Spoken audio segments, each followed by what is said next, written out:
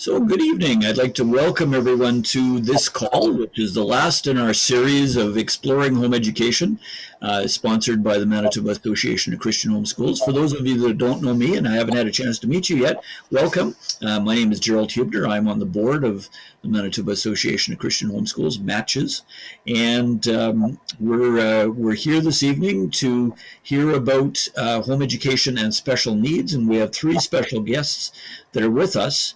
But before I turn it over to them, just a couple of announcements. First of all, just a heads up that the session will be recorded. It is actually being recorded now. So if you know people that wanted to be here but missed it, they'll be able to catch it, and they can access this recording as well as the recordings from our other sessions at the on the Matches website, which is machs.ca, and if you go to Exploring Home Education, you'll find all of the videos listed there, and you can download them and be able to watch them. So feel free to refer that to others and pass it around. Before we go any further, I'd like to stop and open our session with prayer, and then we'll introduce our speakers for this evening. So let's pray together. Lord God, I thank you. I thank you for the blessings that you have bestowed on us. We thank you for the freedom that we have here in our country, here in our province of Manitoba, to be able to home educate, to be able to choose and direct the education of our children. Lord, I just pray now that as we hear about the opportunities that are there through home education, that you would use these words and use these presentations and use these messages to be able to encourage parents both tonight and in the days to come as people watch this recording. We just thank you for these things in the name of Jesus. Amen. So our first presenter for this evening is coming to us from Thompson, Manitoba. Carolyn Winship is from Thompson, and it's great to have you join us, Carolyn. I'm just going to pin your video so that you're highlighted on the screen and everybody can see you. So welcome here, and we're glad that you could join us and share. What we've tried to do, Carolyn, is tried to make this kind of like a group of people coming to your home. It's kind of, we can't sit around your living room necessarily in real life, but we can do it virtually. So we try to make it pretty informal and just an opportunity, like many homeschool families do when you get somebody that's interested and starting home education. You get together, you talk about, so what's your story? What have you done? Why did you home educate? And what's some of your journey that you want to share? So I'd like to ask you to share that with the folks that are here, and the folks that are going to be watching this later. So Carolyn, welcome. Glad you could join us. Thanks for your willingness to open your home and invite us in.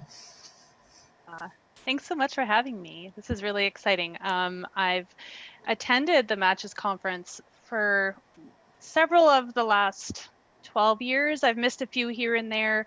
Obviously, this last one was canceled because of this whole COVID thing. But I remember the first time I attended, that would have been 2007 or 2008, somewhere in there. And I remember being moved to tears by the grad ceremony. And I didn't know anybody in the grad ceremony, but I was just so touched by how the parents stood with the children and the stories that were shared. And I remember thinking that was my first or second year of homeschooling. And I thought, okay, I'm going to do that. I'm going to go all the way through. Whereas up until that point, I really had no intention of homeschooling for longer than a year or two. So I just wanted to say thanks to Matches, not just for these sessions, but just for the continuing mission that they've been doing for as long as I've been involved, and obviously many years before that. I'm going to have Gerald show, I think he has a family photo of us on his computer, and I'm not sure how that works to pop that up. Oh, there they are. Yeah, there's my crew. That's pretty neat. So I don't know, there we go. Yep, nice and zoomed in. Perfect. Thank you, Gerald. So this is my busy household.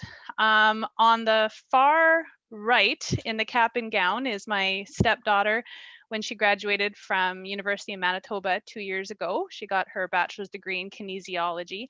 I did not homeschool her. She lived full-time in Winnipeg with her mother, but she would join us on some of our adventures in the summers and holidays. So she was full-time public schooled. The other four little ones that you see, or not so little, on the far left is my oldest, Colin. He's now in grade 12. Next to him is my next son, Avery. He is now 16. So Colin is 17 and Avery is 16. In front of me is Elizabeth. She's much taller than that now. She's 11 now. And then in front of my husband, Jason, is my youngest son, Garrett, who also looks very different than that picture from just 2 years ago. He's about my height now, and he is 14. So that's our family. And when we started off homeschooling, I did a lot of school at home because that's all I knew. I had gone to public school, so did my husband. And so to me, I had images of a bell, and I had a little crystal bell in my hand to ring during the different changes of, from math to science or whatever. And that's what I visualized. So I felt like I was playing school. So I had school at home. I had a dry erase board. I had times, I had workbooks, I had, textbooks, and my stepmother had a degree in education. So I was using a lot of her old supplies that she recommended. And I even used, if what I remember, I think I even had one of those red planner books that the public school teachers used. And because again, that's what I knew. And when I started, I was expecting, just one moment, I'm going to mute here because my dog's going to go crazy at the door. One moment. There we go. Sorry. My children were just coming in from the yard here. So we started with school at home, and we quickly learned that with me expecting and having 3 little ones and my husband traveling a lot for work, that it wasn't always feasible to keep such a rigorous schedule that I had in my head of what public school had done. So we kind of slowly started changing things up, and I thought, well, maybe we would only homeschool for a couple years to kind of get them going, and then they were going to go and join their friends and their neighbors and their Sunday school classmates at public school, because that's what everybody did. I didn't really have anybody here in town up in the north that homeschooled full time, and so I really had no idea what I was doing, and I was just kind of taking it year by year, child by child. And then as we learned that we had a couple children on the autism spectrum, we realized that maybe we needed to slow some things down, or we could speed some things up if they were advanced in some subjects. And even though our original reason for homeschooling had been just to let them stay home a little bit longer and foster those relationships, it soon became about more than that. It became so that they weren't having to worry about bullying or any of those things. And we wanted to be able to slow things down as necessary, or if we had advanced students, like I said, that they could just move ahead and not have to wait. Um, and then things kind of went from school at home to more of an, I'll call it eclectic, but it was really just not organized. So we went to more of an eclectic homeschool where we had some boxed curriculum, but then we would pick out things for math, and sometimes we do unit studies, or we had subject days if there was an interest, so we just stuck with that subject.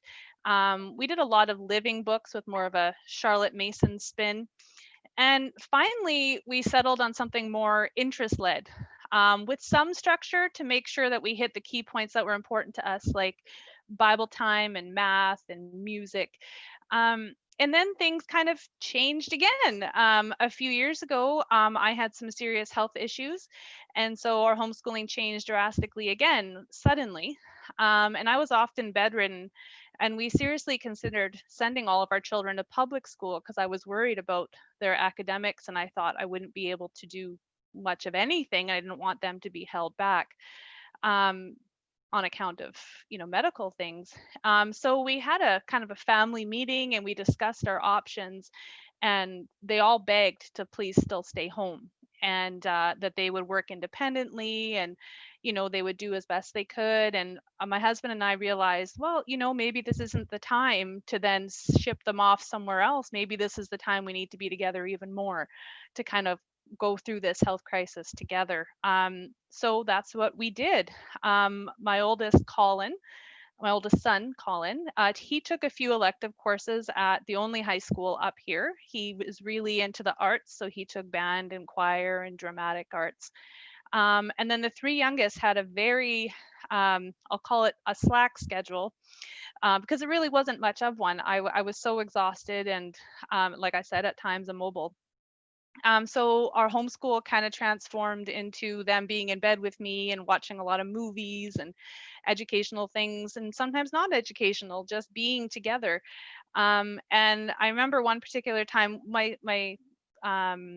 a side effect of what I was going through. Oh, there goes my dog again. Sorry about that.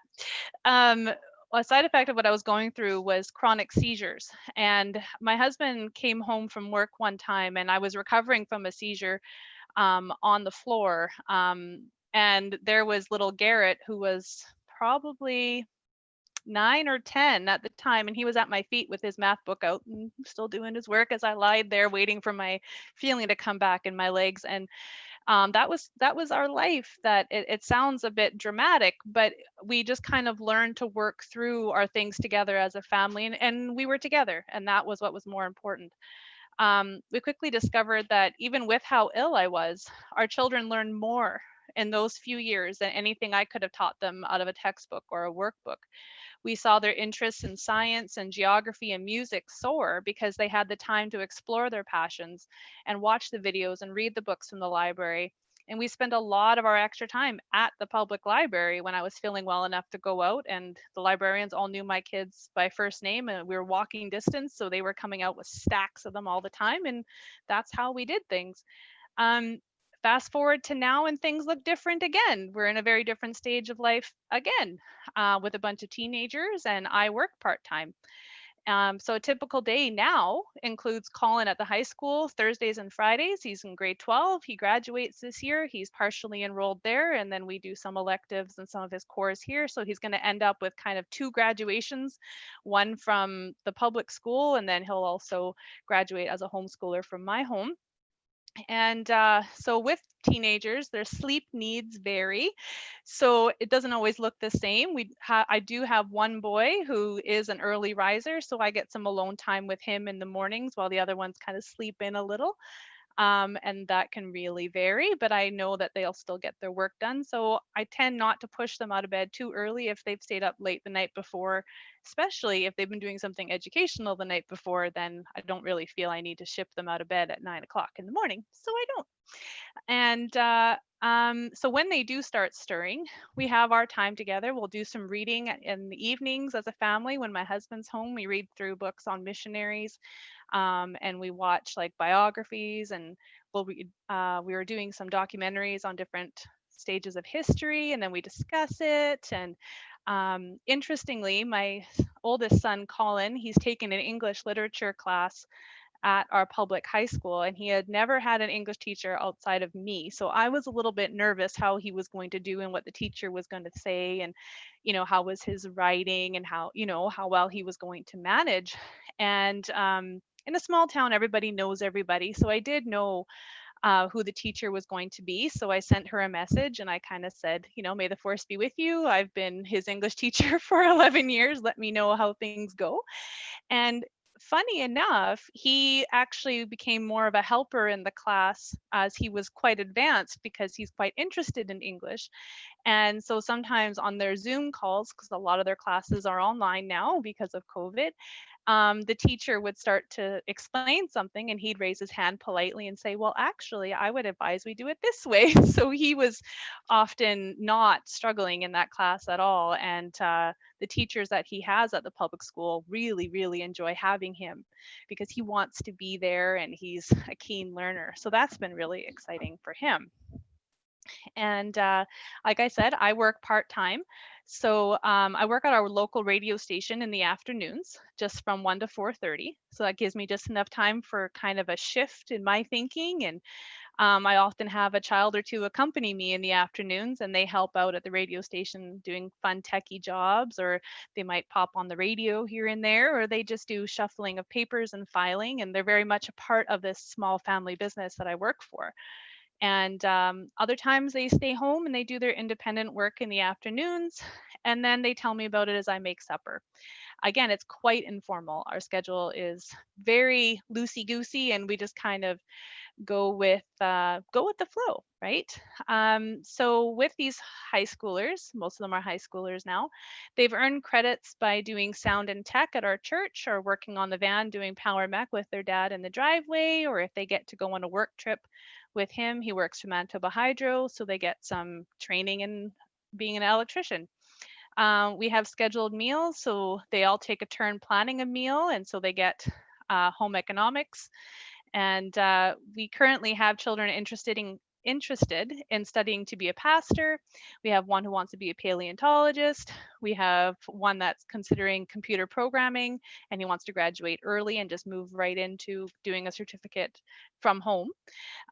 We have one that's talking about being an RCMP, and we've also had some interest in joining a construction trade.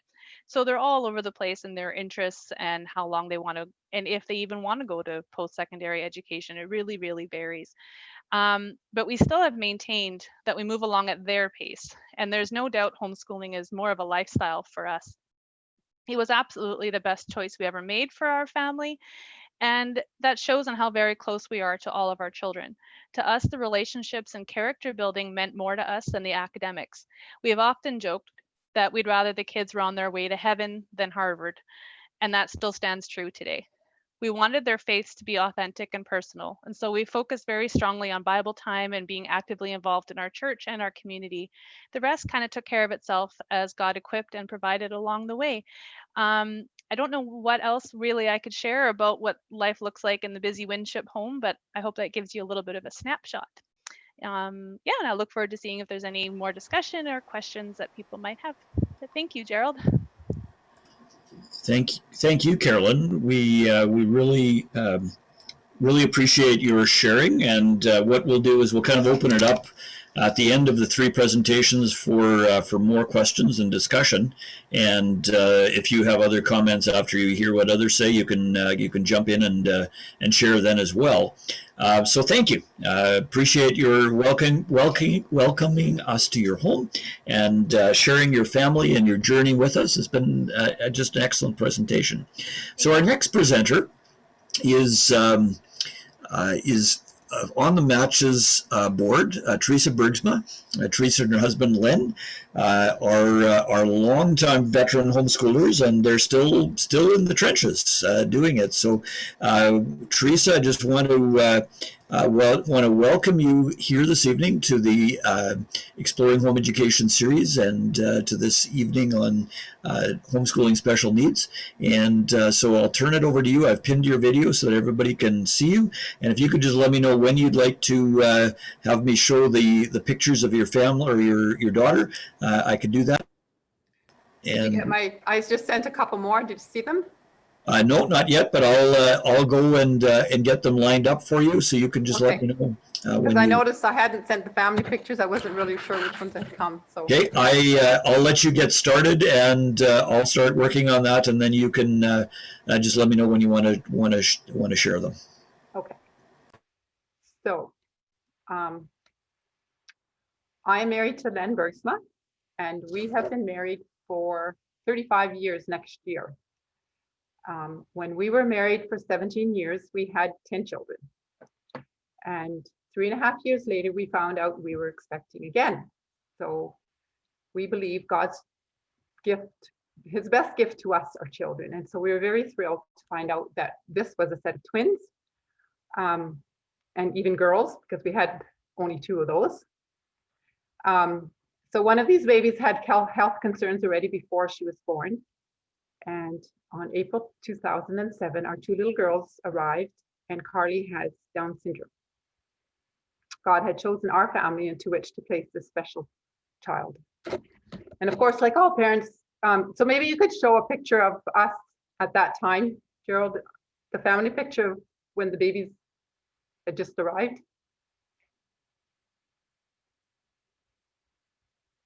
If that works. Otherwise, I'll continue. I'm still working on it, Teresa. So just give me a minute. And I'll bring it up as soon as I've got it. Okay. So just go ahead and speak. Okay, I'll just keep going. So of course, like all parents, we who receive a child like that, we did experience a grieving process. It's a process where you need to replace the expectations you have for a normal child and replace it with the new and unknown territory and learn to celebrate her anyway. And it would impact our whole family forever. But we need to also remember that we are privileged to have her and to raise her, and that God has a special purpose for putting her in our family. But especially for me, it's been challenging, but really helpful for me to try to control my thinking as far as looking to the future and the little pity parties that can pop up in your head from time to time, that you try your hardest to block them out and just say, sure, we plan for the future, but no worries. So our little girl was born with a hole in her heart and duodenal atresia, which is a blocked stomach. And it was all very overwhelming at first. We needed to walk through all those medical procedures, one step at a time. It was quite hard, and it made me realize too how different people process these things. I just really learned that we need to be very attentive to the difference in parents as to how much they can absorb and process all this during that time. Some are fine with having all the information, being completely prepared for all that's to come, and others, like me, needed to just take it slowly. So that was our family when Harley and Kara were just born, and this is our family now. Well, you're going to show that later, maybe. It's okay. It's Fine. Okay.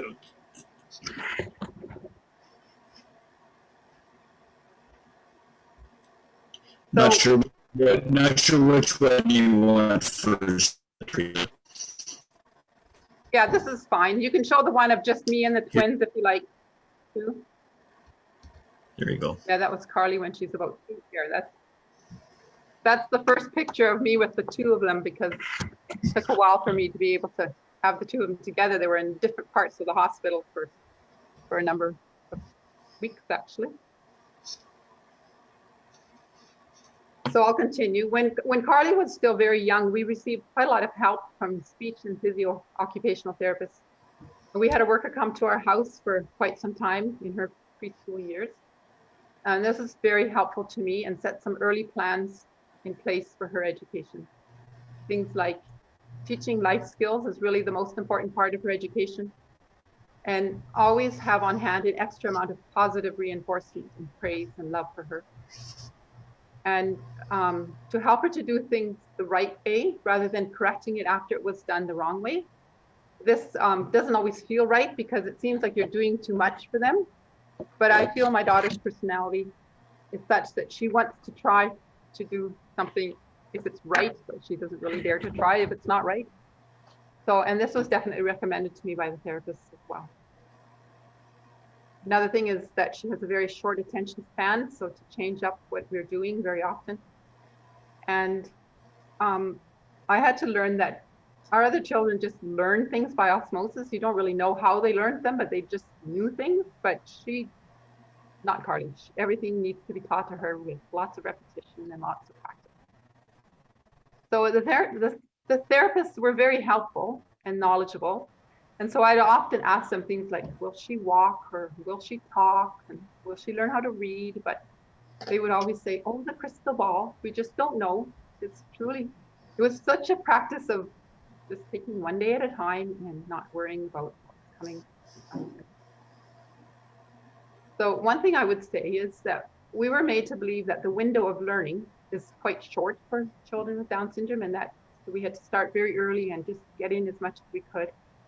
But that was a very stressful time, but we have come to see that that's not really true, and that they will keep learning as life goes on, just like regular people. So we had homeschooled all of our children since our oldest was in grade 4. And so it was natural for us to want to homeschool Carly as well. It never even occurred to us to do anything different with her.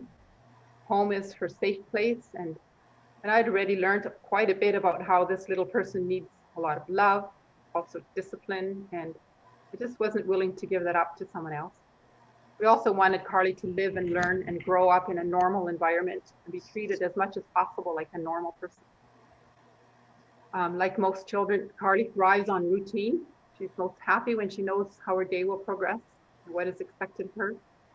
Sometimes this is a negative thing as well because she is unhappy if things do not go as she thought they would, or she will repeat activities beyond normal.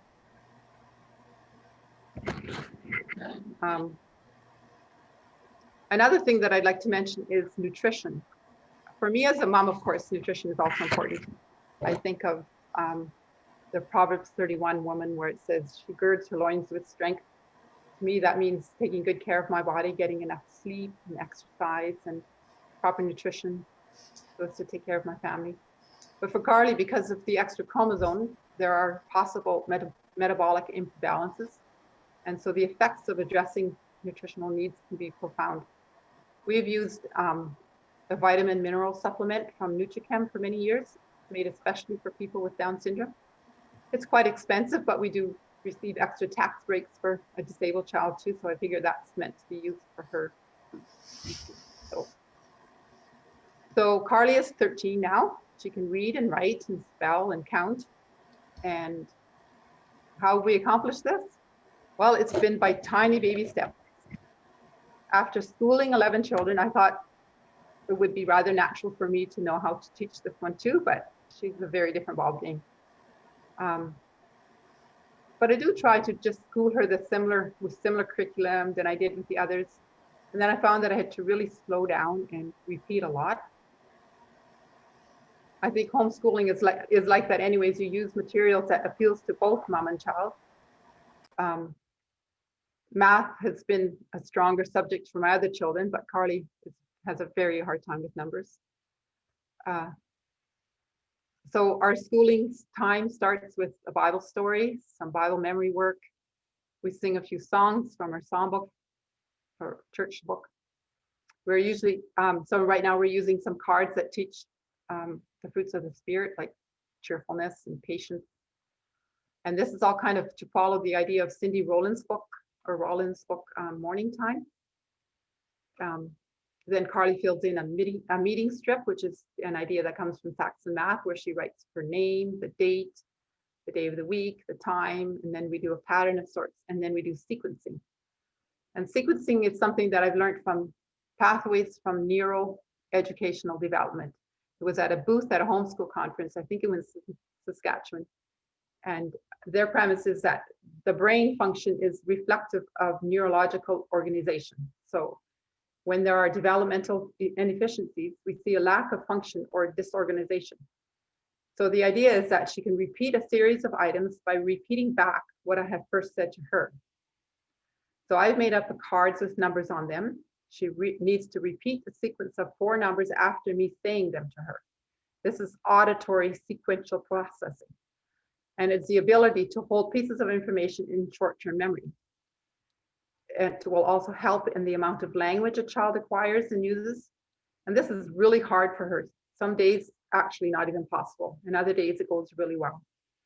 And then there is also visual digital spans where I have cards with 6 numbers on them and I let her see them and then I remove them and then she repeats them back to me. And this one's actually quite a bit easier for her. And it's helped me understand that she's very visual and that if it's really important for her to practice both auditory and visual digit spans. But I also can tell that how her brain is functioning that day. So there's days when this exercise just isn't working that I know that I can't push her too hard that day because that's just the state of her brain that day. But I also know that seeing a number for her is much easier for her. So if I want her to say, look up a page in a book, if I show her the number rather than just telling her, it works better. Another thing that has worked better for her is to tear out pages out of a workbook rather than giving her the whole page or multiple pages, because too much distraction on a page for her. Sometimes they even have to cover up half of the page for her because she's just too distracted. But all this is improving quite a lot as she's getting older. And then we do some math. We've worked through a bunch of different books on different programs. We just have to take it very slowly and repeat a lot. And it's frustrating for me some days because it seems like all that she's learned is just gone some days, and I know it's in there, but it just doesn't want to come out. But then other days it goes really well. So just have to be patient. And some people have said to me, oh, well, maybe she just won't be able to do math, and that's okay. But it's just not okay with me. I'm just not willing to give up on that. And I think that we're making progress, even if it's slowly, we'll make some progress. Language arts has been more fun for us. We've done quite a lot of phonics books, repeating the same levels over and over, but we make progress. And I've used Pathway and Readers and Workbooks with my other children. I've used it with her too, and it's working. So I'm happy with that.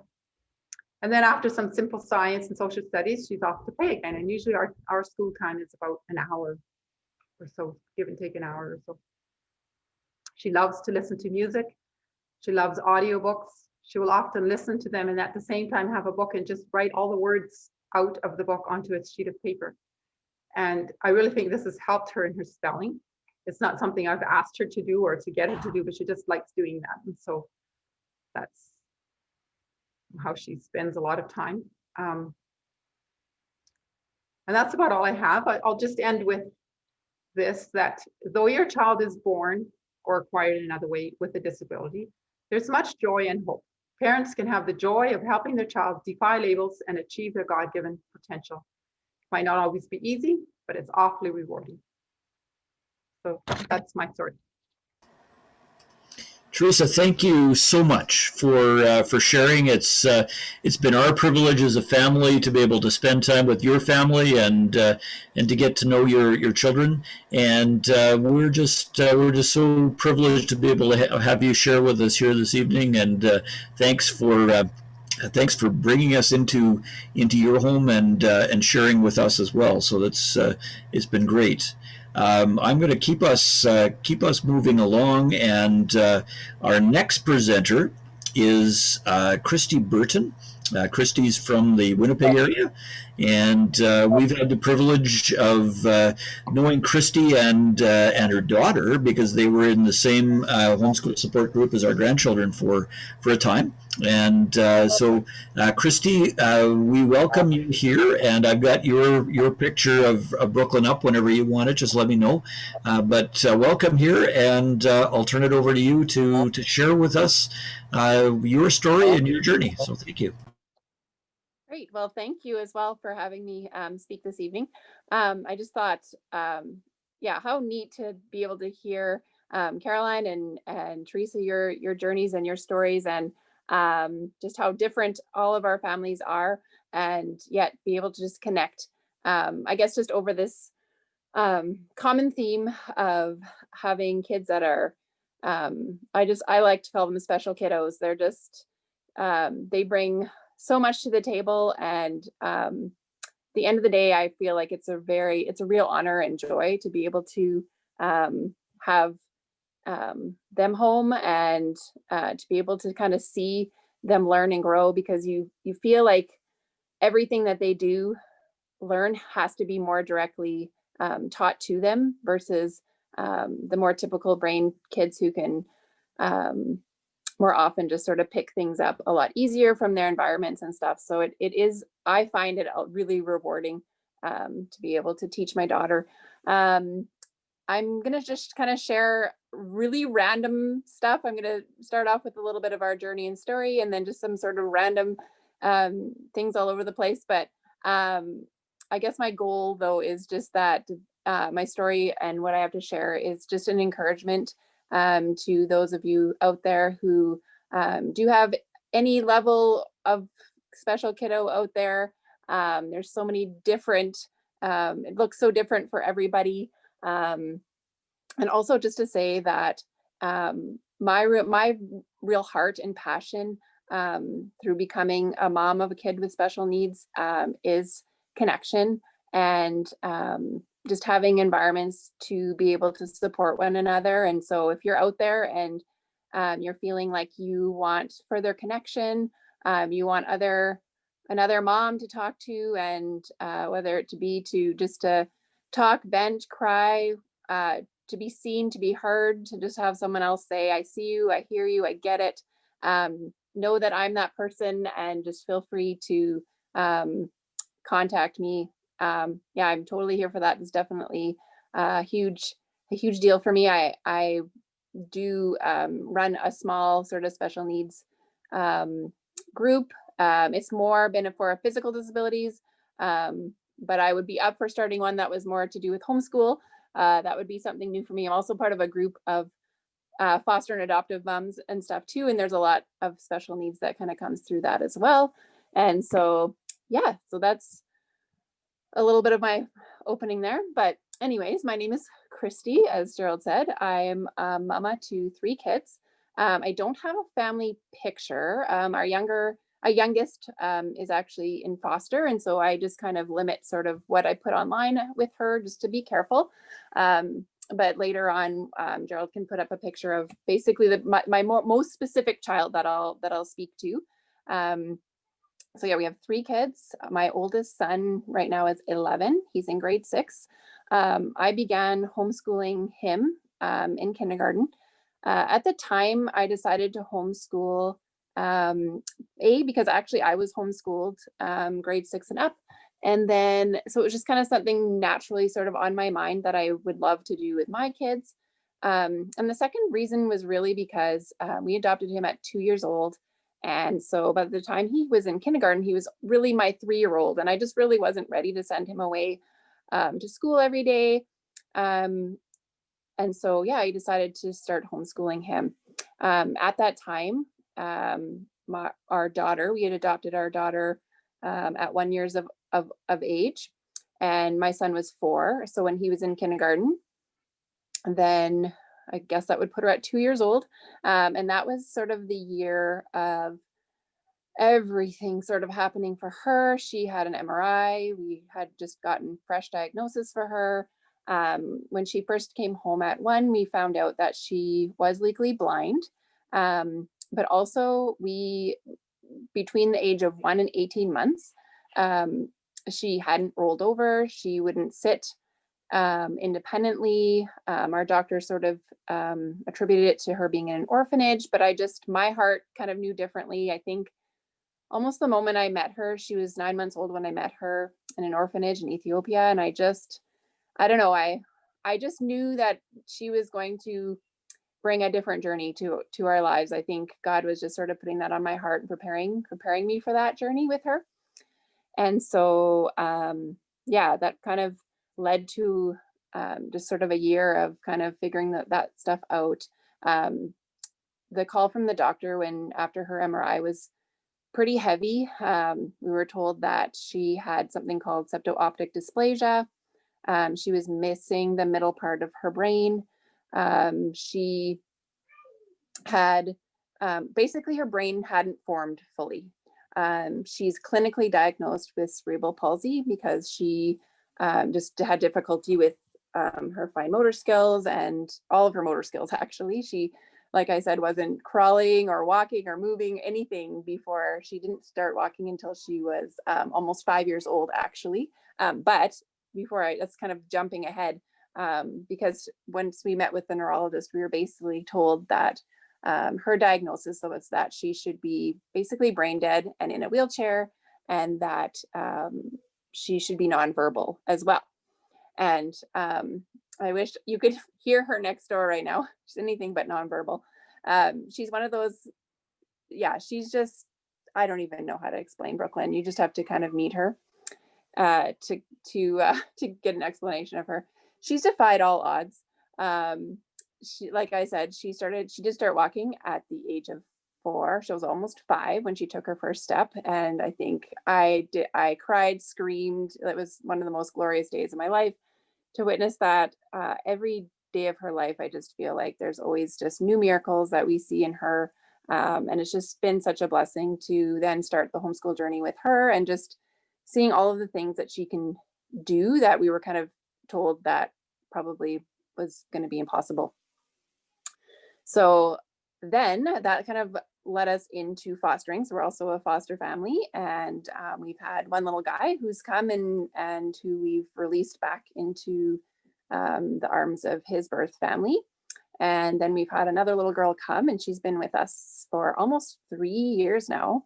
And she is permanent, and it does look like she will join our family by way of adoption, hopefully one day. With COVID and everything, the court systems and stuff like that are pretty slow. So yeah, so we're still sort of maneuvering that with her, but she's also at home with me. She's 4. And so I do send her to preschool once a week just to give her her own thing. We find our middle daughter, Brooklyn, who has this sort of the broad spectrum of special needs. She has a big personality. She requires a lot of help, a lot of attention. She doesn't dress herself and different things like that. That just requires a lot more attention. So I find that, yeah, we need to make sure with our other 2 that they kind of get their own things as well. So we send her out the door one day a week just to have her own thing, and she loves it. And my son, who I did start homeschooling, I've homeschooled him from K to grade 4. And then last year in grade 5 was his first year. We actually sent him into school. And I usually just say school outside of the home, because he isn't in a public school, he's in a private school. And homeschool is just as much school as school outside the home. So that's what we call it, school outside the home instead of school inside the home. But honestly, he's still in some ways homeschooled because he does bring home a lot of homework, and we're still working with him hard at night to make sure that he gets that done and studies for his tests and does well. He definitely struggles academically. So I'm really thankful for the years that we did have him at home, and I feel like we gave him a really good foundation for sending him to school. This summer actually was the first time that we actually kind of went through and got a diagnosis for him. We already kind of knew that he probably had ADHD, but we officially have a diagnosis for him, and he just has some other things with anxiety and just some brain. I guess in the adoption world, we kind of have this lingo of like just that brain trauma of just things that happened before, just early on in life, just the neglect and some of the different things that happened. And he moved a lot before he was 2. And so that definitely creates a level of trauma for him. And so he's just struggled a lot in different areas because of that. And he's also just emotionally younger, just because at 2, he reset to basically emotionally newborn at that time, just being adopted and transitioning to a new family, a new home. And so I'm really, like I said, thankful that we took those years with him at home. I guess what led for us, we decided to homeschool, but I never set in stone that we were a homeschool family and this is what we did. And it was just basically going to be 1 year at a time, and each kid too separately, like what is best for each child. And so we were just finding with Ethan that he really struggled, because he's very social. He really struggled being home alone. Like he really loves being home because of the security. So he wouldn't say that he wanted to go out to school. And if you asked him right now, he'd probably say, oh yeah, I'd still love to be homeschooled. But at the end of the day, he really struggled with being able to do things by himself. And when he goes to school for the day and he comes home and he's like, I had the best day. Like he absolutely loves it. And we just knew that for him. We knew that he would love it. Just having peers to learn with, because school is a struggle for him. He doesn't love it. He wouldn't say I love math, but he loves friends. So did he have fun in math class? Yes, because everybody else was doing math at the same time. So that's really helped Ethan a lot, just to enjoy school a little bit more. And then at home, we kind of just still sit down with him and kind of do the hard work because of his ADHD. He does struggle with focus in school. We also discovered that he had a bilateral hearing loss, and he's in hearing aids for the first time, which is helping him dramatically in school to be able to follow everything that the teacher's saying and not have to work really hard to kind of fill in the blanks of things he was missing before. So that's been huge, and something that we wouldn't have even really noticed at home with him, because with one-on-one, he was kind of filling the blanks and lip reading and getting along really well without anyone noticing that he was sort of struggling with his hearing. So anyways, that's him. I'm going to just focus more now on Brooklyn, just because she is still home. I've intentionally chosen to keep her at home. I feel like if I put her in school, she would absolutely look like she was doing amazing. She loves routine. She loves people. She would love her teacher. She would like raise her hand for every question. She'd give some sort of answer. It might not totally make sense, but she would just try so hard and to please. She loves to please people. She would be lovely. The teacher would love her. She'd have an EA just by default. She needs help physically in the bathroom, whatever. So she'd definitely have an EA. But I feel like she would just get lost in a lot of ways in a school setting. She walks funny. She loves people and she would love to make friends, but she has a hard time keeping up. She doesn't see as well. Like I said, she's legally blind. So she's just not quick. And so kids just move on so fast. And I just see it over and over that she really needs intentional friendships and more of a one-on-one circumstance versus group setting. She gets very overwhelmed, very overstimulated. We've sent her to camps and she like does so well at camps, like VBSs and stuff like that.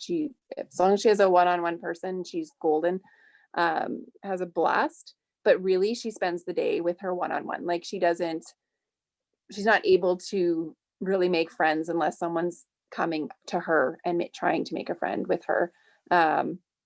She just doesn't know how to maneuver that world. And so that's a big thing for me, is that I really wanted to be able to facilitate friendships for her because it is so important for her. And during this time of COVID, actually, it worked out. One thing, I'm going to say there's a blessing in everything. And so one thing that was really awesome was the relationships, because she does have a best friend who's actually in public school, and they were able to FaceTime every single day, and their friendship really blossomed and grew. And her other girlfriend who is homeschooled, again, like we don't see them every day, but she was on the phone or FaceTime pretty much every day with her as well. And so that was just one of the biggest things that we kind of kept going, even for my son. We do school in the morning during the COVID. So anyways, he was kind of home this year again for half a year. We made sure that he was on the phone like all afternoon with his friends, because that is just so important in our house, is relationships and friendships, and not facilitating those for our kids. So that's a really big deal big win for homeschooling, is that those friendships can be facilitated a lot easier when there's other moms, if you can join a co-op and stuff like that, which kind of leads me into what I wanted to say next. I'm really not following my notes. I'm sorry. But that's me. I ramble and I'm just going to be myself. One of the, I guess, where did I want to go next with this? Oh, I was going to say that for prior to becoming a mom, my husband and I actually, we struggled for a long time with infertility. I guess that really didn't get resolved. God led us into adoption instead. And so that's been the blessing out of pain, I guess, is that, we've had a whole different experience that we never would have had. And it's been, I'd say, not easy, but very rewarding at the same time.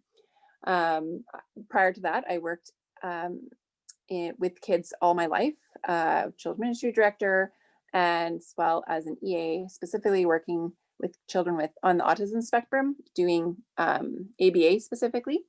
And so my ABA background has really been kind of what has made me feel like I was a bit more equipped to take on my daughter's education.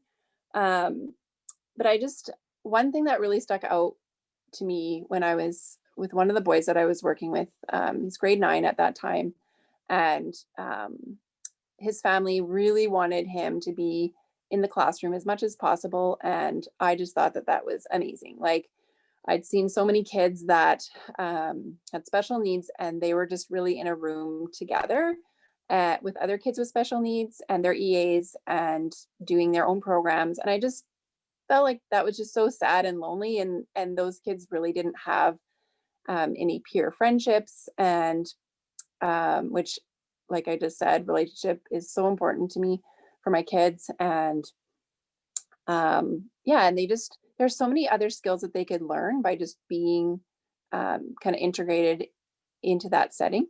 And so one of the teachers one day said to me, why do you make him jump these hoops? Like, obviously he's not going to be like a rocket scientist. And I had to work so hard not to cry, because I honestly was like mortified that a teacher would say that about any child or student. And this wasn't my child. Like, if it was my child, someone would have had to restrain me probably. But this was still my kid in one sense. Like, all of the kids I work with, I'm like, I became their mama bear. But I was like, excuse me, like why not make them, or like have them jump through these same hoops? Why not encourage them to like overcome things that are like 10 times, this is 10 times harder for him than any other student in this class, but why not like, it's not my job or my role to look into his future and to predict what he's going to do or what he's not going to do. It's my job to be one step ahead of him and open every single door that I can for him. And that's really my heart for my kids too. Like, I'm going to just walk in front of them and open every single door that I possibly can for them. I'm never going to look at their life and say, well, because she's got this, she's never going to ABC. I mean, I'm not going to walk through life with rose-colored glasses either and, predict a normal, quote unquote, normal life necessarily for her either. But I'm not going to have those, blinders on, but I definitely want to allow God to be the one that predicts my kids' futures. And it's not up to me to kind of decide that. And so, again, that's the beauty of homeschool, is that you can really tune into your kids' own individual strengths and needs. And, for typical kids, a lot of times they can find that wherever they are. They can find that in a public school setting. They can kind of rise above some of the things that are hard more easily. So it doesn't, I guess it's not as big of a deal, but I find with kids with needs, like with my kids, I've really had to be intentional with that. I don't believe that my daughter would have just magically picked up a book and started reading at 8, like they say, like kids, oh, just leave them be and one day they'll start reading. My 4-year-old, yes, definitely, because she's daily showing me like, oh, mom, now I know my colors. Oh, look, I know how to write my name. And like, I give her stuff to do, but I'm not super intentional with her. And she's just learning stuff along the way and picking stuff up just by watching others and stuff like that, where I know that my daughter would not be where she is unless I was really intentional and I was breaking things down for her and kind of doing those things. And so I wanted to kind of touch on that just because I have my ABA background, that's definitely kind of the foundation for how I school her. So number one is really to find like, what is your kid's strength? And so with my son, it was definitely like, he's very visual and hands-on. And so he needed stuff that like was really engaging and kept his attention as well, just because he has a hard time with focusing. And so just finding those curriculums and things that really fed into what he needed was really important. With my daughter, she is not visual at all, or really she struggles with fine motor. She's auditory. And sadly, there's not a lot of stuff out there that is for auditory learners. I searched the entire, and this is not to put down the Max conference. I love the Max conference. I can't wait for it to be back again. I want to go back again. It was amazing. But the curriculum room, there was nothing for her there. But one day I hope that there will be, and maybe I can help make that happen. Anyways, so auditory. So I've just been kind of sort of searching for everything I can. Auditory, we do a lot of things on the iPad for her just to cut down on the amount of like handwriting and visual stuff. I can blow it up on an iPad and stuff for her. So yeah, so number one, find what your kid's strength is, and then find that curriculum that's like the best fit for them. Make sure you set up your day to give your kids rewards for what they're doing. That's really a big foundation, because it's kind of the same for us. Like if we wouldn't go to work and for like work at a job without a paycheck. And so I really think that that's really important for kids as well, is to make sure that you are presenting some sort of reward. For my daughter, it's really easy. Doing school with me is basically a reward to her. So I don't have to work that hard. She loves it. She loves doing school. So that's a huge reward for her. My son, not so much. So he had to have more of like a motivation, like get this done, and then you get this, or get this done, and that and kind of thing. And so set up that reward system for your kid. When you're doing stuff and things are frustrating, make sure that you're constantly kind of reevaluating and breaking stuff down, especially for kids with special needs. Their brains can only handle so much. And like Teresa was saying, in our house, we call it bad brain day. Sometimes we just have bad brain days. And those are the days when we're like, we just do less academic and we just do more play. Like, hey, you know what? Let's set up a store and use our fake money and go shopping and just have a little bit more fun instead of sitting and actually like doing a math worksheet or something like that. And so definitely another amazing homeschool thing. You can just adapt your day accordingly to your kids' needs, whether or not, they're having a bad brain day or they're just tired that day, and you can just really learn to read your kids and see what they need for that day. You never want to end on an error. You always want to make sure that your kid ends with success. So whatever you're doing, whatever you're working on that day, if they're really struggling with something, cut it short and just make sure that the last thing they do is successful. And it's up to you to make sure that they're successful. So do whatever you have to, whether say if you're like printing and they're really not getting a certain letter, break it down, like have something that they're just basically tracing hand over hand, whatever it takes, that they end with like that letter that they're really happy with, and you close their book and yay, stickers, woohoo, good job. That's really important for kids to keep on kind of wanting to come back to that school, to that work, is that in their mind, yes, I was successful, no matter what you had to do.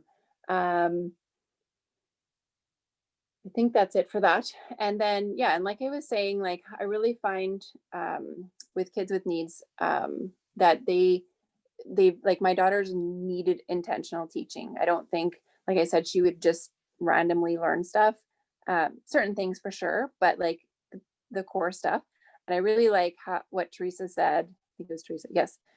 Just about how people were discouraging, like, oh, maybe your daughter just won't do math, and how she's like, I'm not going to accept that. I'm not going to give up on that. I love that. I feel like it's okay. It's okay to graciously push our kids to do stuff that they're just not good at. I didn't think that Brooklyn would learn to read. I thought for sure she's a really strong memory, very strong memory. I thought for sure she would learn kind of that new way of reading, is just through memorization. And she had a respite worker that was with her and decided, no, you know what, I think I'm just going to teach her to phonetically read some words. Totally different than what I was sort of laying out for her. And it was amazing, because she's like, Christy, like she read some words. I feel like she can sound out some books. So I had used that teaching your child to read in 100 lessons with my son at the age of 4, because he really wanted to read. At that, he was like wanting me to read every sign and every cereal box. And so I'm like, do you want to just learn yourself? Yes, I do. So that's what we did at 4. So she was 4 as well when I pulled out this book, and we worked through it at the same speed as my son. Actually, I think she basically did it within the year and was fluently reading, and she loves to read. Her struggle is that she's very nearsighted, and so she only reads kind of with one eye. So everything is, so she reads slowly just because she can only kind of see one word at a time, and she doesn't take in the visual aspect of pictures. So she wouldn't necessarily see a horse and assume that you're reading about a horse. She really just has to find out by reading the actual words. So reading comprehension is something that she struggles with as well, and another kind of area that I really focus on. And so that's another thing with homeschooling, is that you can really focus on like their weaknesses too. Anything that they're really struggling on in, you can then take that, spend extra time with it if you need to, break it down a little bit more and make it really rewarding and successful for them, and not so frustrating. Where in school, in a public school setting or in a classroom setting, I feel like, yeah, those areas would just really get missed and pushed to the side as well. And so, and the opposite of that, I find with homeschooling too, is that you have time to kind of focus on some of their strengths as well. And so one of my daughter's strengths, I'm just gonna get this up, is that she's really gifted musically. And so she really, at the same time, struggles with her fine motor, but she does take piano lessons. At the age of 3, one day I was making something in the kitchen and I heard Joy to the World, clear as a bell, being played on the piano. She had pulled herself up on the piano and do do do do do do do and just like played the whole melody with her right hand, and she like not the correct fingering at all, like one finger, whatever. It's pretty choppy, but it was note for note, Joy to the World. And that was sort of the first moment we realized that, oh, okay, there's something going on there. And so she hears music, she can hear a song once, twice, and then she just sounds it out and plays on the piano. She can tell you what key something is in within seconds. So she's very gifted that way. She has perfect pitch. And so that's definitely a strength that as homeschool, we've kind of been able to give more time and attention to. She absolutely loves people. One of the things that we've incorporated into our homeschool world, which of course, right now, a lot of things are put on hold. I know we're not the only ones, but speaking of real life pre-COVID, one of the things we had was that she actually went into seniors' homes and performed and sang. My mother-in-law can play piano really well, and so she would play and my daughter would sing. And but the other piece to that was connecting. She has a little pink walker and she just walks in there with her walker and up to the other bumper to bumper with the seniors in their little walkers or wheelchairs. And because she can't see, she goes in right in close. She loves to give hugs. She'll hold their hands. She gets to know their names. She memorizes everybody's names. So she remembers them when she goes back again. It's just, I just feel like that's one of just God's gift to the world, is that Brooklyn just absolutely, that just brings her joy. She has no, she doesn't have a shy gene in her. She's not embarrassed or shy at all. My other kids, when they come along, they're more likely to hide behind me and be shy and nervous, which is more of a typical response with kids and strangers. But with Brooklyn, she's just so open and just loving, and she's very conversational. It's amazing. This kid who's supposed to be nonverbal, she'll just go up to people and, how are you? How's your day? What did you do today? And just, yeah, she could just make conversation with anyone. That I'm just going to share this cute little story. One time we were at a senior's home and she came running, and she had a $5 bill. And when I say running, like, anyway, Brooklyn's form of running with his $5 bill. And she's like, Mom, I got $5. And so one of the couples there had given her $5, and I thought, oh, she had just walked up to them, so she's not going to know like who it was that gave her this $5. And so but I asked her anyway, so who gave you the $5, thinking maybe she'd point in the direction where she got it. And she's like, Mary and oh, I can't even remember the name now, Leo and Mary, or something. Like, she knew their names, like she had learned their names. She's like, they're their best friends, and they gave me the $5, and Mom, I'm gonna give this $5 to Jesus. And she was like, she gave it she put in the offering in her Sunday school that weekend, and that was that. So that's just a glimpse of my daughter's heart. Like, she just connects with people, loves Jesus.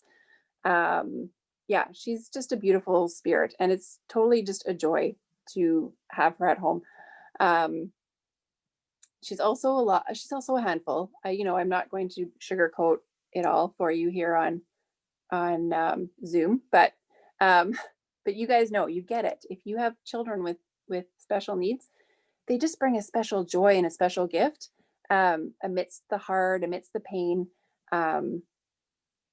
I think the pain for me in this journey has really just been a lot of just the unknowns for her, just seeing the struggle just in relationships, the struggle that she has in doing anything that we just sort of take for granted is hard for her. And so that's really the pain in my mama heart, is just kind of seeing her struggle. But at the same time, letting her do things on her own brings so much pride and sense of accomplishment to her, that whether or not we've helped her get there, sometimes we just don't say what we've done to sort of open those doors. That's, what I was saying, like, just going ahead of them and opening those doors. I mean, she doesn't know that some of her friendships have been very facilitated and sort of sought out and, made happen by sort of my behind the scenes. She doesn't have to know that. She can feel like, she's doing it. And daily we've had discussions. She used to struggle so much with friends. At the age of 4, she would like run upstairs and want to go for a nap. She'd choose to have a nap instead of play with someone that came over. And we just worked through that and worked through that and worked through that. And little by little by little, she'd struggle with sharing. She'd tantrum. She'd scream at her friends. It was awful. It was awful to have play dates. But we just kept doing it. We kept pushing through. And now she just just loves having friends. She wants to have people over. She loves to connect. We do a lot of FaceTime and stuff because it's COVID. She colors, like they set up their FaceTime. She sits in colors. They do gymnastics. They dance. They sing. They do all kinds of crazy things like normal kids. And it just brings me so much joy to see that. Your kids are resilient. Their brains are always rewiring. If you don't ever feel hopeless in any of this in raising these kids, they've got so many special gifts and things to just bring to the world that God wants to use. And he's let us be given us front row seats to all of the miracles, and B, let us be the ones to help them sort of achieve what he has for them. And so I just feel like that's just such a huge gift. And I just want to encourage anyone else out there with kids with special needs. It isn't easy. Definitely is not an easy journey. But it is, like the homeschool decision. A lot of people are like, thought I was crazy for homeschooling, A, and then B, even crazier that I would homeschool my special needs. But I just think that it's so worth it. And that kind of leads into, just in wanting to kind of say, just as an encouragement, I think that it's really important. I just encourage any of you to find a community that embraces you, your family, embraces your child, any kind of a co-op, or just even having like an online support group or anything like that to kind of walk alongside you in this journey and homeschooling your special needs child.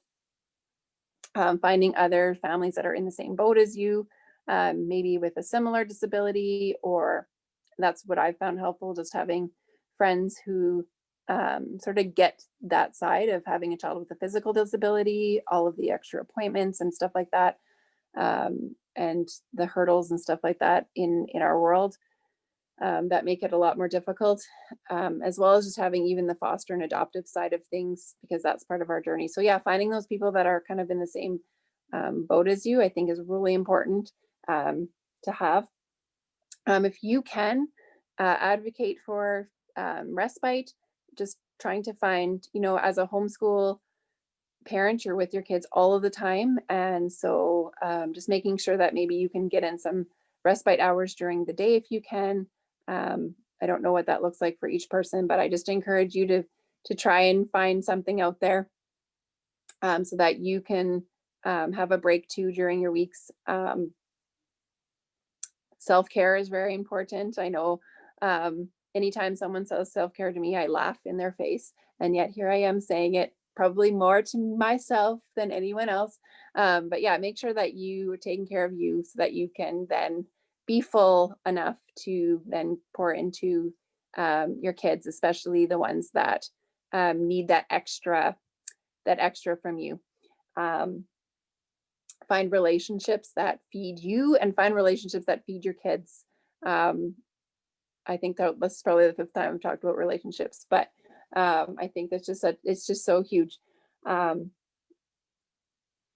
Yeah, I think, okay, now because I've jumped around so much, I'm just going to quickly look and see if I've missed anything that I kind of wanted to say. Yeah, with the pros, yeah, I think I've kind of gone through all of the kind of what I wanted to say about just the pros of homeschooling. There's just, yeah, so many. And just one thing we noticed when we sent our daughter to camp, even though she really thrived at camp and had a great time, at the end of the day, we were left with a child who was exhausted and meltdown after meltdown after meltdown. And I was like, is this really the relationship that I want with my daughter? Is that I'm going to be the one that's like picking up the pieces at the end of the day? Or do I want to facilitate her days and have her at home so that we can sort of curb that exhaustion and curb that overstimulation and kind of curb the overtiredness and be able to kind of read her. Like I said, she loves to do school, so but she can plow through so much in a couple of hours, and we can spread it out. In the morning, sometimes she wakes up and she's like, can I just play with my sister for a while? And I'm like, okay, like we just have the flexibility to do that. And yeah, fit in more of just feeding into her musical gifts, making sure that she has time to connect with friends and relationship. And like I said, if she needs to play, she can play. We're sort of still in those younger years, like I said, so my kids are 11, 8, and 4. So we don't have the high school pressures or anything like that quite yet. It's coming soon with my son. But who had said about passing the torch? I think Caroline had said, I totally had said that line as well last year when my son was going into the school that we chose for him. And that was like, I was like, I very happily passed the torch to you now. And he's had a wonderful teacher. She actually followed him up his grade up this year as well. So that was really neat, just because they'd only really had half a year with her. We specifically chose a school that was small. It's a private school with a Christian education as well. So we just feel like that's just been a really good fit for our family. And it's kind of divided up with his special brain and my daughter's special brain. The two of them, those two brains are difficult together to maneuver together. And so there's a lot of playing air traffic controller in our house to make sure that everybody's sort of in their different zones and not crossing paths at the wrong time. And so that's really alleviated that and just given us more time during the day to focus on Brooklyn and her needs. And then by the time he gets home at the end of the day, either my husband's home to we can sort of divide and conquer, or at that time the girls are happy to have gone off and played, and then I can spend time with just him and focusing on sort of his day and his needs as well. So that's just really helped us. Yeah, I think that's pretty much all I want to have. And Thank you, Christy. for letting me ramble. Thank you very much, Christy. I'm just going to before I end your sharing here, I am going to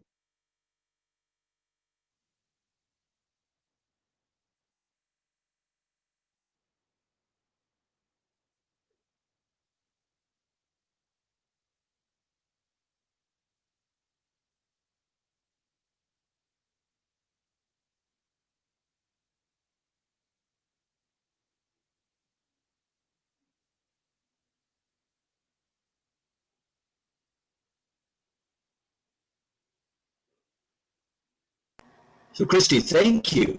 What I'd like to do now is just open up our discussion for any questions that anybody has, and what I'd like to do, maybe just to get things started, is just ask a question to all three of you in terms of access to help.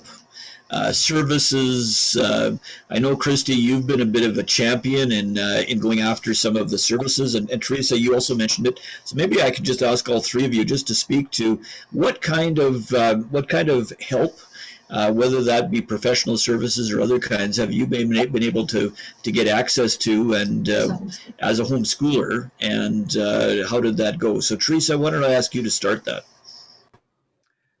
So when Carly was born, at the hospital already, they led me to speech and physio and those therapists, which then helped me quite a lot as she was really young. But as soon as she became school age, that changed. Mm-hmm. And then they didn't necessarily say they would help me anymore, but they said, well, actually, we normally do this through the school. So if you really need our help, just contact us and we can help you with something. And so I did that once, and I called them and I said, am I still one of your patients? Is Carly one of your patients? Can we come? And they said, yeah, what do you actually want from us? And I said, well, I don't really know what I want. I just want you to help me. And it's like, they said, well, you can come if you want. So it actually kind of fell apart for me, sort of, that help isn't the same anymore. So.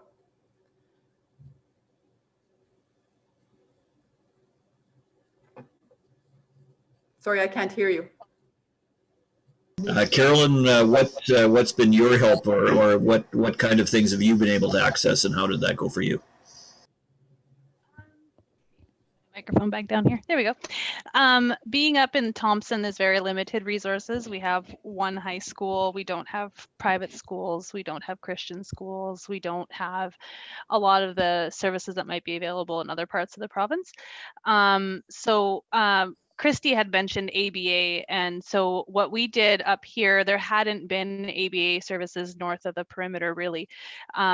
So we were kind of the guinea pigs to have a rural ABA program in our home. So we kind of had that work around our homeschool at the time. That's applied behavioral analysis. And because there weren't any tutors in the north, or any consultants or anything ABA in the north, I went to University of Manitoba and got the training myself so that I could then train the tutors to come here.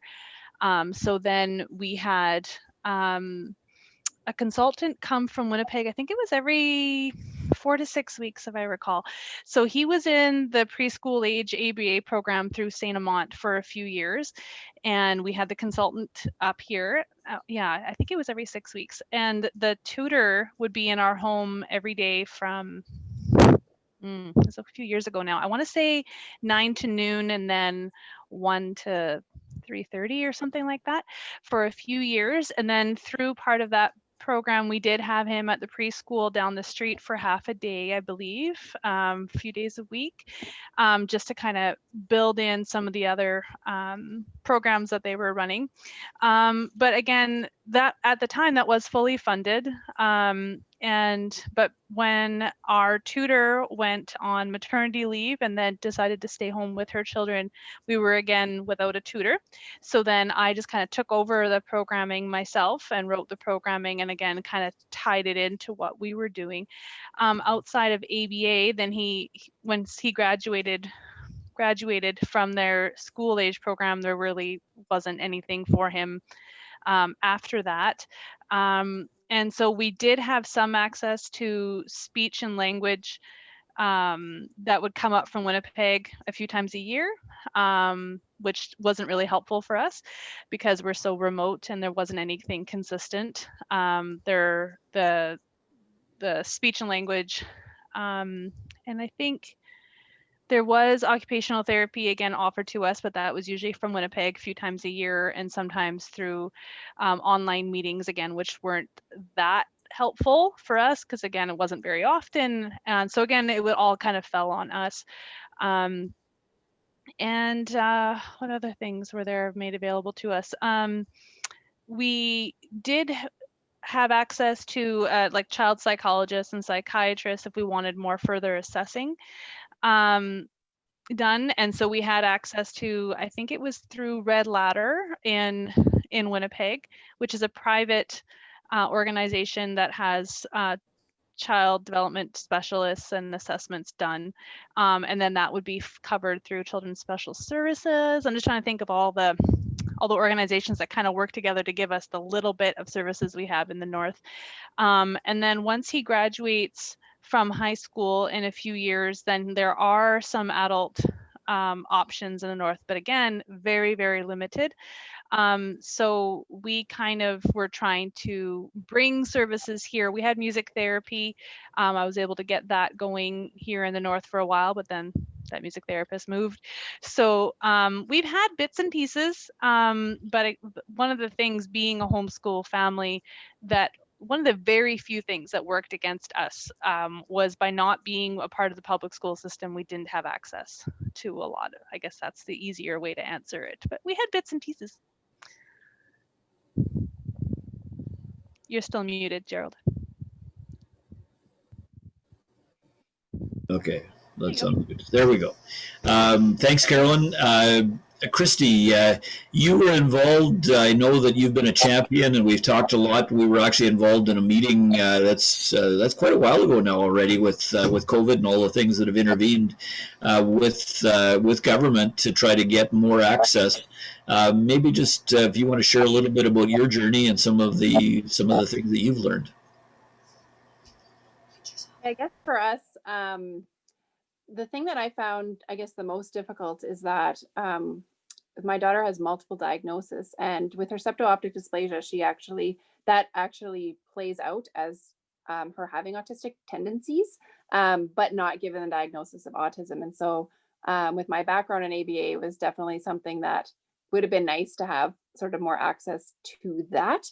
But at the same time, I feel like God equipped me to kind of run my own thing. And so similar to Caroline, I basically hired my own respite. I was able to get respite, which was a huge blessing. And we still do have, that's one of the only things really that stayed. Like Caroline mentioned, if you choose to homeschool, once they're school age, you lose those services.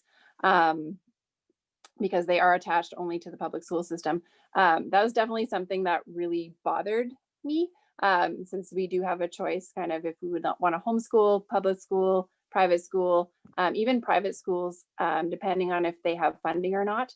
It's hit or miss whether or not you would even get any kind of services. So before Brooklyn was in school, she had everything: physio, OT, speech, child development. We had people come in rotating door kind of into our home, and then all of a sudden, boom, that just stops. I think I had 5 services coming before that, and so then it just kind of stops. And then because we chose to homeschool, it was like, all right, well, now not only is her education up to you, but also all of the other therapies. So here's all your hats, Mom, and go ahead and wear them. So because that sort of bothered me, I did go through a time of sort of advocating with the school system, just with our catchment school division, to no end. They really pushed back a lot, and it was just actually really negative experience. They weren't nice about it at all. They kind of just said, well, just go, ask the homeschool people to fund whatever. And I'm like, well, there isn't really any place that, we don't get money from anywhere to pay for these things or whatever. And so we were kind of basically told that we had to hire our own. And so not only are you paying for your own education, but now you're having to sort of fork out money for extra things. And so with our daughter, I just really felt the number one important thing really was physio for her, just because she does have cerebral palsy. She gets treatments. Later on in life, she is going to go through some different surgeries and stuff. And so I feel like physio was my number one thing that I was like, no, I'm going to push for this. I'm going to fight for this. And so I was kind of a squeaky wheel, and I just kept on picking up the phone and calling and stuff like that. And so there's an amazing place now in Winnipeg called Sky, Sky building. And it's specialized services for children and youth, and everything sort of under that umbrella. There's physio, OT, diet, what, like all kinds of stuff. So we we're at Sky probably at least, well, for sure once a month for physio. And then she also has specialists there who make her braces. She has an orthopedic surgeon there and stuff like that. But I was able to find physio. Sadly, it just was the way that it was given was very, I guess, secretive. No one was kind of to know that this physio existed for kids that were homeschooled. And basically the lady on the phone was like, this call never happened kind of deal, click. So I was really just felt discouraged kind of that was sort of how it was met. But no one has ever told me to keep my mouth closed about it. So I don't. So if there's anyone out there that is ever asking for it, I'm like, hey, call Sky, it's out there. Because I just feel like it should be available, and to push our government to just make more available. And now that there's even more kids being homeschooled, they really need to make that avenue more accessible to people who need it. And so, yeah, so I just won't be quiet about it. So if you have any questions about that, you can talk to me. There is OT available as well. And I'm sure speech and those things. We didn't feel like we needed speech anymore. And just because I took on sort of the education piece myself with my ABA background and stuff, I just found that was, I didn't need that per se, but I know there's so many families out there that do. And so, but it's out there. If you keep looking. Well, thank you. Thanks for that, Christy. Just for everyone's benefit, the position that we take as an organization, Matches, is that there's so many services that are not educational. They're really health and development services and should be available. And actually, the Minister of Education happens to agree, and we have good support from Minister Gertsen. But it's still a process of getting that to work through government.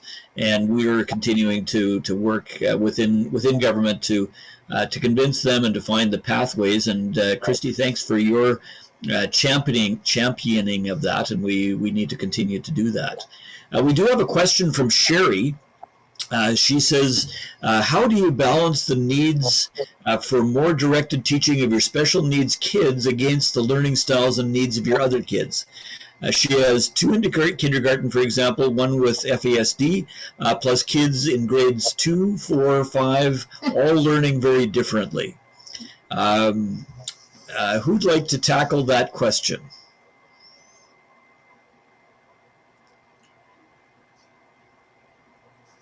Well, some of the thoughts I was having when you were phrasing that question was just kind of really looking at the interests and the learning styles and their own kind of sleep patterns and things. And I mean, there are days I get completely overwhelmed by all the different needs. I have 2 on the autism spectrum. One's quite high functioning, and that's the one that kind of does independent work at the high school, and he's thriving. But I have another boy who needs a lot of one-on-one. And so we've been able to kind of find a way to give him a couple hours, sometimes an hour, sometimes a half hour, depends on his energy too. That's my time with him. So if there are subjects that he really struggles with and he needs that one-on-one, that's when we do that. And that might mean that we don't cover as much as fast because we have that dedicated time. And the other kids, they know that's Avery's time. So if he wants to read with me, if he wants to watch a YouTube video about like the latest, coolest car, and then we talk about Power Beck after, we do that. That's his time. Now, if he also merges into what we're doing as a family, great. But he has this set aside time. In our home, he's the early riser. So that's pretty easy to set aside, even though I'm not a morning person, he is. So we do that. That's what works for us. And then, like I said, I do part-time work as well. So we just kind of try to find the pattern that works for our family. I know some that they might have evening time with that child. And I think getting rid of the mindset that it has to be between 9 and 3:30, or it has to be one room schoolhouse idea where we're all doing the same thing at the same time. It doesn't necessarily need to be that way. If it's a subject that we're reading out loud together, great. then we're all together. But if he needs that little time, even if it's a half hour, that's his time. That's how I manage it anyway. It's probably different in other homes, but that's how I would answer it. Okay, thanks, Carolyn. Sherry goes on to say that her little guy in kindergarten uses everything as a climbing structure, has no interest in traditional academics, and she definitely needs to think outside the box for him. So, Teresa, any comments that you have with your experience of a dozen of you must have had some. I think I've had a little guy that was a climber like that too, but I agree with what Carolyn is saying, that there's got to be a specific time that each of your kids maybe would have with you. I think it's also beneficial for your other kids to know that they are not able to come to mom just any old time, because they have to focus on what they're doing. And it's good for them to not be able to always go to mom with what they need at that time. And yeah, your little guy, you're just going to have to learn how to channel that energy that he has for climbing and everything else. Like,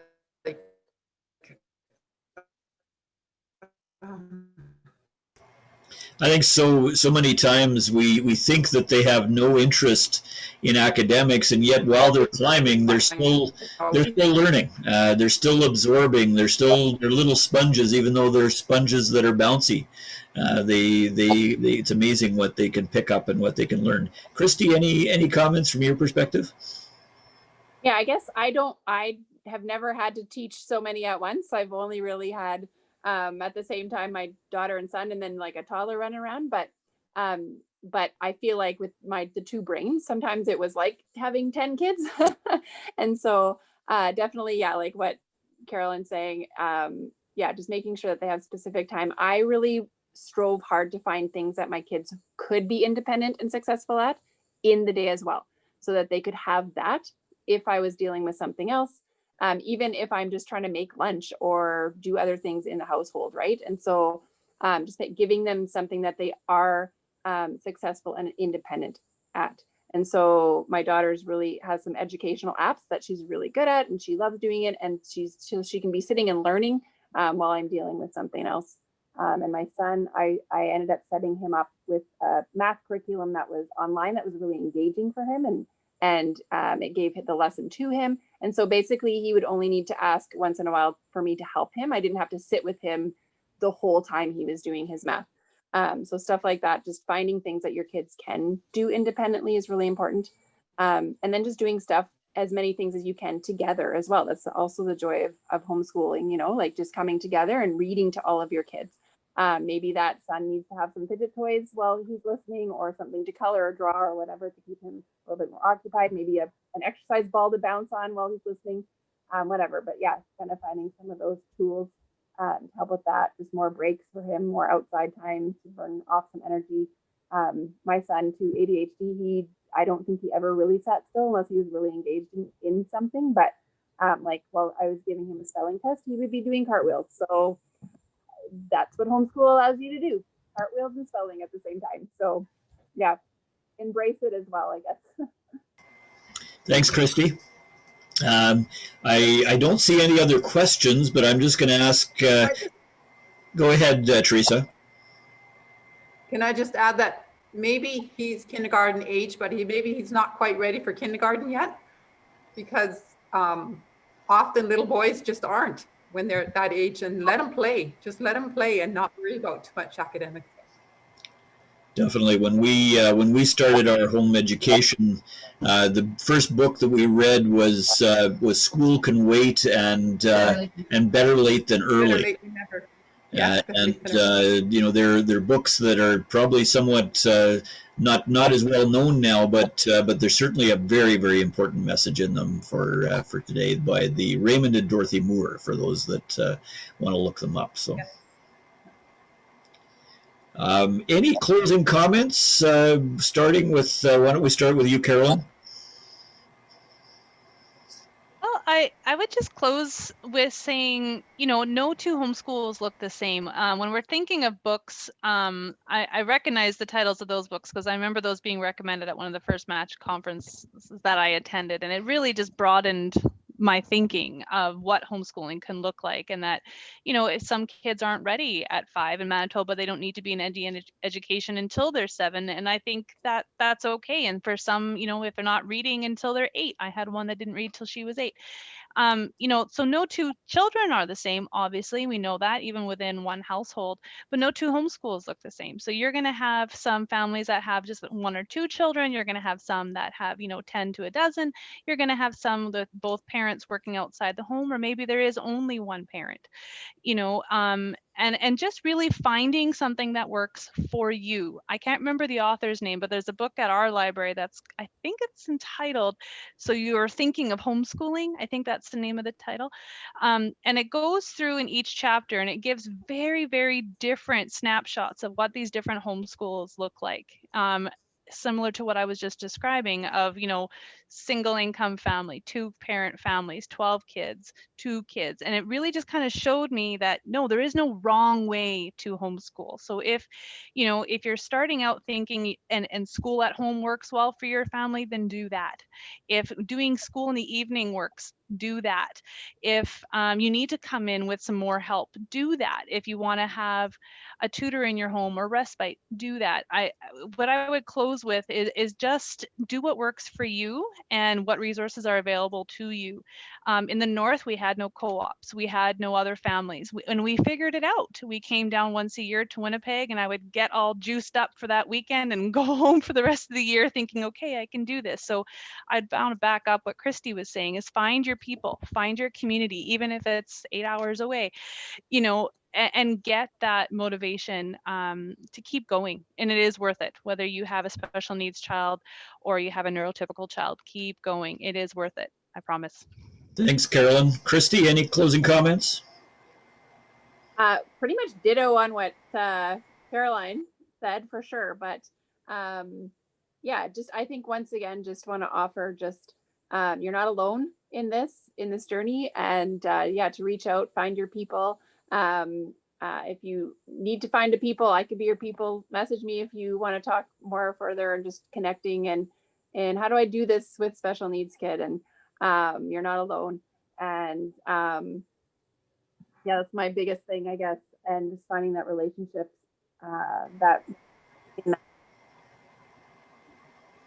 Thanks, Christy. Appreciate it. Teresa, any final words? Just saying that it was a pleasure talking with you 3 ladies, and totally agree with you that so different how we all have our lives.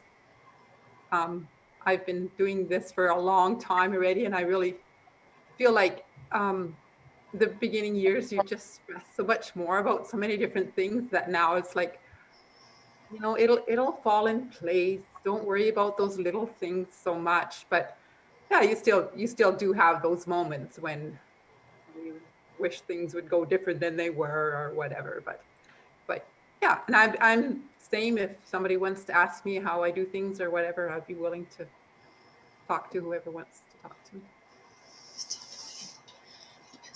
And if people are looking for contact information, you can reach us at the info@machs.ca email, or feel free to use the Facebook discussion group, Matches Manitoba Association Christian Homeschools discussion group, and we can put you in touch with Christy or Carolyn or Teresa. I want to thank all 3 of you for the time this evening, for sharing your family, for sharing yourselves, for sharing your story. For Bev and I, it's been very special to be able to sit here and listen because we identify. We started homeschooling many years ago because our son was, we were pretty sure, we didn't have a diagnosis, but we were pretty sure he was going to be in that special class. And we thought that there was an opportunity to do something. And like the rest of you, it was, let's try it for a year. And we tried it for a year and another year and another year. And we ended up going all the way through. And our son still has challenges, but he has a job and a house and a car, and no wife. But he's he's able to function well in society. And we believe that home education provided an opportunity of a way to do that in a way that he was not labeled. And he still believes he can do anything. He can't, but he believes that, and that's really important to be able to do that. So thank you for sharing your stories. And Carolyn, as you said, there's so many different ways. What works in one home isn't the same for another home, and what works for one child isn't the same for another child. It becomes something that you're able to customize it. So thank you. And just a reminder that if anybody has questions, feel free to fire them to info@machs.ca. Check out the website, lots of information. The videos will all be up there. And we really appreciate your part in sharing and building the encouragement for home education.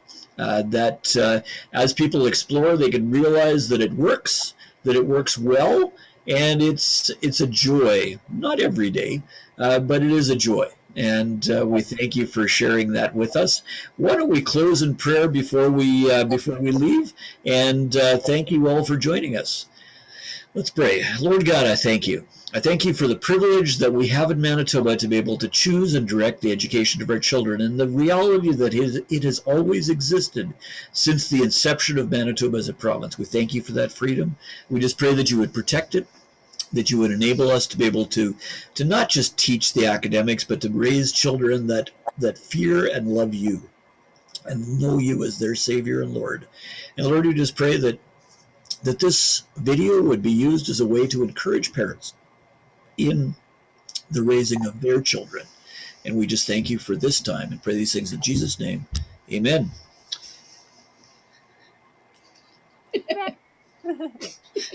Bev's been sitting beside me, and it's been a pleasure to spend time with you, and we're looking forward to being able to see more of you as we plan for the Matches Conference in next year, because there definitely will be one. We're not quite sure yet what it'll look like, but we're in the planning stages for that, and we know of at least 3 speakers that we want to have on the program. So thank you all, and God bless you. Thank you so much. Nice to see you, ladies.